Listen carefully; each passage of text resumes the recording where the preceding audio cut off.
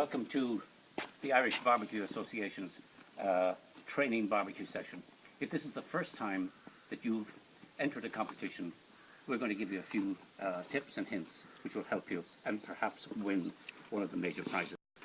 I'm going to introduce you later on to our master barbecuer, which is Ken Switzer, who's here with us this afternoon, and he's going to explain some of the safety rules and hygiene rules, which again will assist you. Assuming for a second, excuse me, that you have all your food properly close by and all your utensils ready, the first thing you're going to have to do is light your fire. So very simply, you can do this by using kindling wood with some newspapers, wrap them up reasonably tight, put your kindle wood on top, and then some of your briquettes or charcoal on top. Okay, or if you're using regular wood, that's fine too. It takes about 15 minutes to get your fire reasonably up to a level, not ready for cooking yet, but to a stage where you can add more fuel to it. Remember, and if you look at the embers here, you will see that they're white. Now I have very few pieces of charcoal here, and the reason for that is that I'm not doing a lot of cooking, so I don't need a huge fire. And I'm also concentrating on putting the charcoal in one particular spot. I'm not spreading it all over the barbecue because I want to be able to cook at different temperatures and place the meats at different areas. That's important. If you have your fire and it's all blazing red with a white cover on it, you're going to cook your meat too fast. You'll cook the outside of it too quickly, and you will not cook the inside, which is dangerous. Remember that in a barbecue competition, you'll always have plenty of volunteers, plenty of people to help you, people who have had experience in the past, and they'll help you light that fire because time is important. You need to get your fire up and running fairly quickly in order to commence the cooking process. Barbecue, the whole method of cooking on barbecue is a slow method of cooking. You don't rush the cooking. So the quicker you get your fire up and running, the better you are. Before I introduce Ken, I just want to say that barbecue is about having fun, outdoors. Fire, food, and fun. So enjoy it, do it safely, and every success in your competition. Thank you. Now, here is Ken Switzer, who's going to take over and give you some very important hints which will help you win this competition. Ken. Thank you, Pat. Thanks a lot. As Pat was just saying there, fun food is important, and the cooking and barbecue is all part of fun. But remember, it's the dangers. There's health, safety and hygiene issues that we've got to be very careful with. And although they sound like a lot of rules and they sound very overwhelming, the safety of everyone's crucial. And obviously keep in mind when we first start off that there is a hot barbecue going. Be aware of the public, be aware of family and friends, and be aware of anyone close to the heat. Many of the competitions will vary, as in sometimes food is supplied, sometimes it won't be.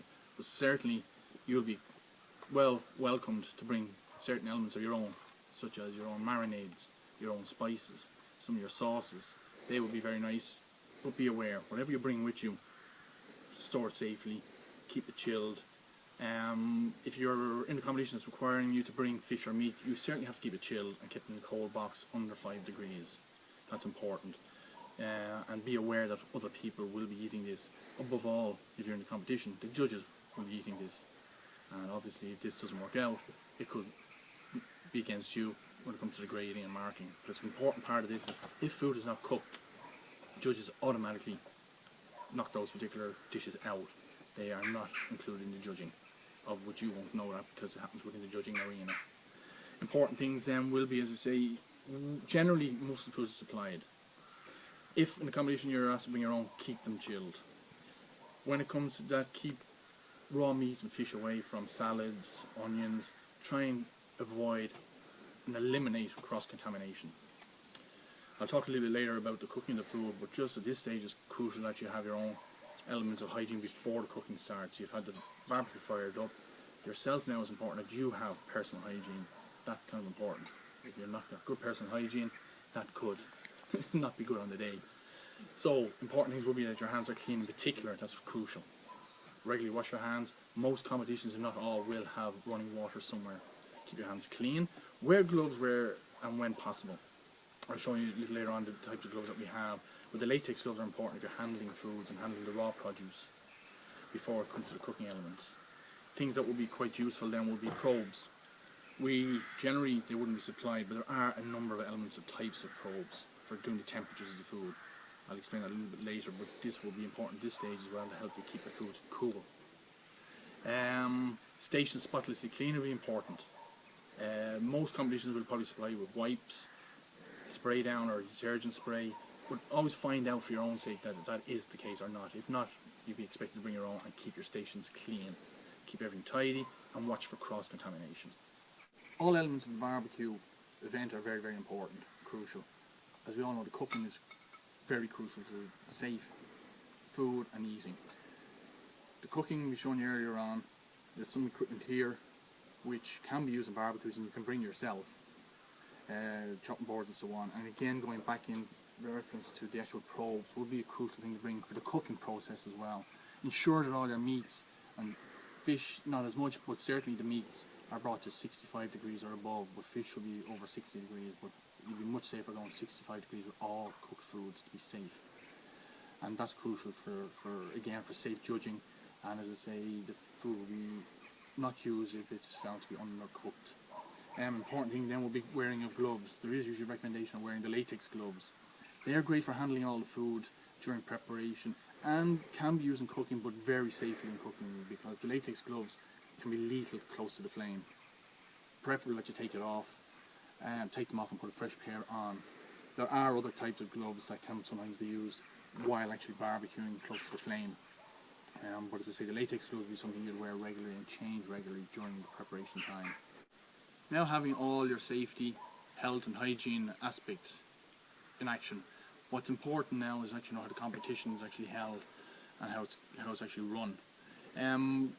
All competitors will be given a time allocation on a day. They'll be told generally when the foods will be served, when they're due to start cooking, so don't be afraid that that's usually indicated in the schedule. But be aware that all things are based on numbers. You will be required to serve all your dishes in a specific dish, covered, usually polystyrene type dish. You won't have to bring plates of your own. This food then is actually brought to a station which actually picks it up. Numbers are given and numbers are reallocated, and then it goes down to the judging tent. The judges themselves have been guided on what to judge, and there are important elements, and there's 3 elements for these type of competitions. There will be presentation, but the presentation doesn't require complicated or complex presentations. It means that the food is nicely coloured. If it requires to be charred, that it's nicely charred. There's a nice shape to the meats and the fish.